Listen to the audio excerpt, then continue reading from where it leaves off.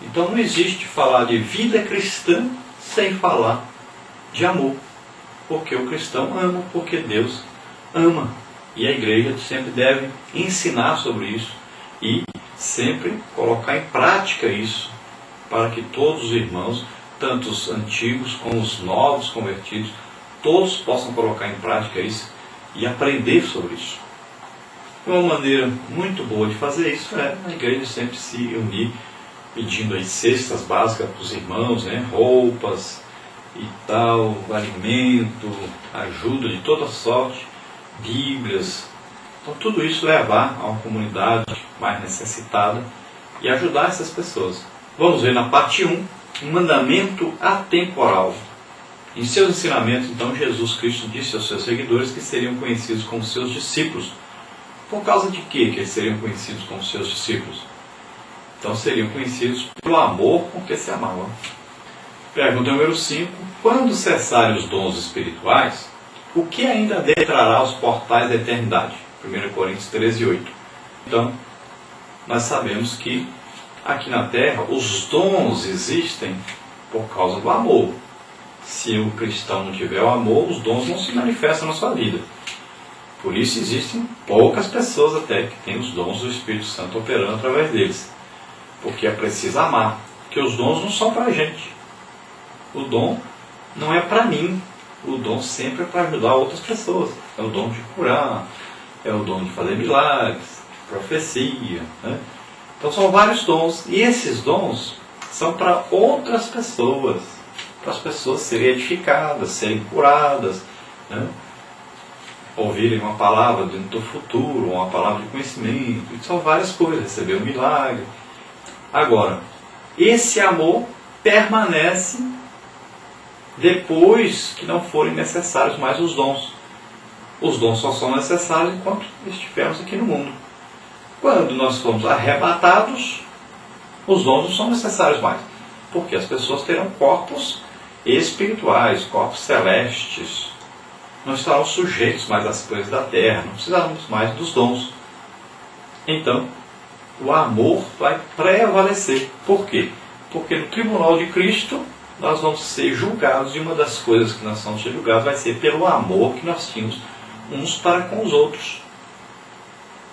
Então o amor vai prevalecer. Pergunta número 6. Quando o cristão cumpre a lei? Mateus 22, 34 a 40, Romanos 13, 8 a 10, Tiago 2, 8. Então, quando pratica a obediência do mandamento de amar. Então, a lei, ela é cumprida, como Jesus ensinou, quando nós amamos. E como amamos? Primeiro, quando amamos a Deus sobre todas as coisas. E em segundo lugar, quando amamos o nosso próximo como a nós mesmos. Jesus explicou sobre isso e ele disse, então, que a lei é cumprida cabalmente quando nós amamos.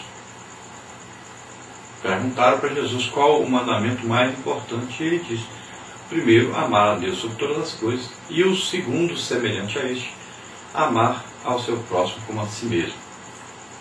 Quem não ama, não cumpre a lei. Não adianta tentar cumprir, não adianta tentar se justificar pela guarda da lei. A lei se resume, então, no amor. Pergunta número 7. João nos fala de algo aparentemente contraditório, que é o antigo e o novo mandamento. O amor. Como é o amor quando se fala de tempo? Então o amor nunca passará. O amor é atemporal, ou seja, independe do tempo. Depois de tudo que se acabar na terra, o amor ainda permanecerá.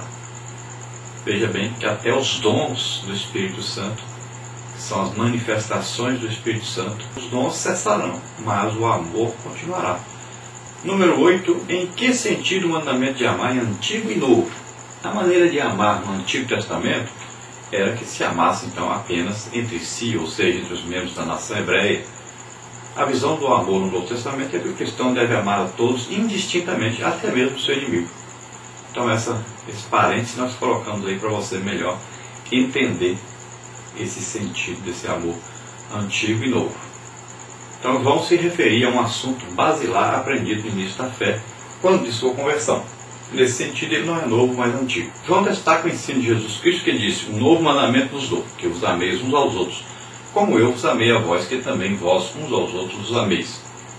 A ideia não é que cada um deve amar do jeito que puder, pois o padrão de amor é o mesmo do meigo Nazaré. Os cristãos não devem ser conhecidos pela observação cega e legalista de regras, mas pela vivência do amor em seus diversos relacionamentos. Não devemos esquecer que, como organismo vivo, a igreja recebe novos membros constantemente, e tal mandamento aos novos convertidos torna-se então novo.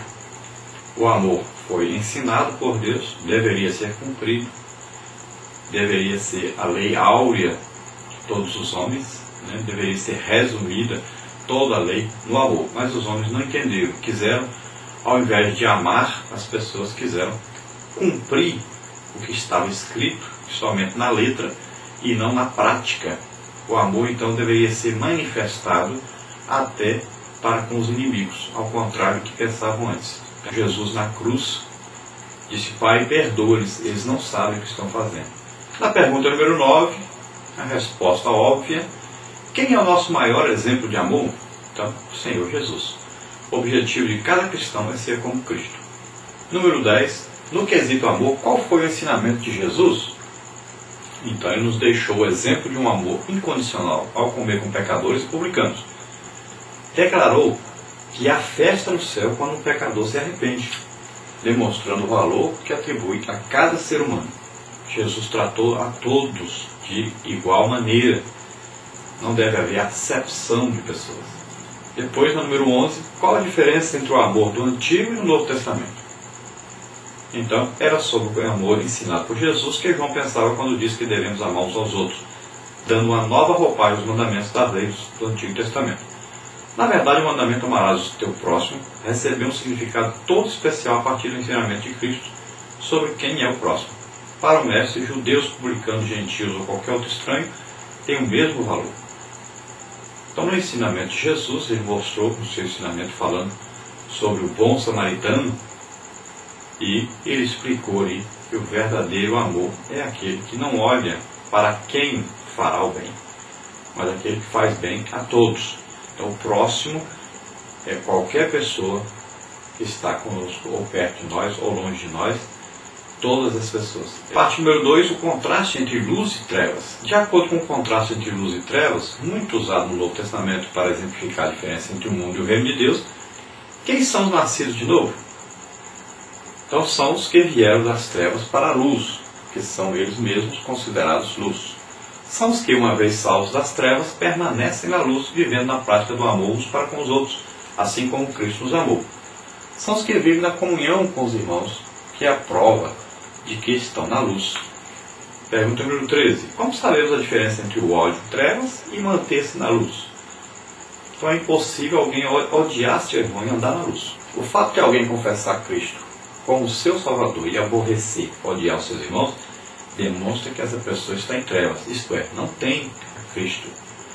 Quando João fala de ódio, transmite a ideia de algo habitual que caracteriza um estilo de vida, um estado no qual a pessoa vive, que pode resultar em homicídio. Aquele tipo de ódio que passa a ser normal na vida da pessoa. Aquele ódio contínuo, não quer dizer que de repente a pessoa brigou com alguém, ficou chateado, ali naquela hora veio a ira, a raiva ali, mas não quer dizer isso. Existe esse homicídio que João fala, que é só o de odiar, pensar no ódio e guardar esse ódio, e existe o homicídio que leva a pessoa até matar o outro. Número 14. Qual a diferença entre a lei e a graça quanto ao pecado de odiar o irmão? Jesus ensinou sobre isso no Sermão do Monte, Mateus 5, 17 a 48. Então, pergunta 14. Então a lei condena o homicídio, a graça se antecipa ao expor a força motriz do homicídio, o ódio. A graça, ela vem para convencer a pessoa que ela está com ódio, portanto está em pecado e precisa pedir perdão para se reconciliar com Deus. Então, a graça, ela é a prevenção do homicídio. antes que a pessoa chegue ao grau de homicídio, de ódio terrível pela pessoa, o Espírito Santo que mora no cristão, ele se entristece e ele mostra ao crente que ele está errado, que não deve continuar com essa mágoa, com esse ódio. E isso vai então levar o cristão a pedir perdão a Deus e levar até pedir perdão à pessoa. E aí esse ódio sairá, acabará. E esse cristão estará livre de um dia se tornar um homicida, como diz João. Um ódio contínuo por outra pessoa, ou até mesmo a matar outra pessoa por esse ódio.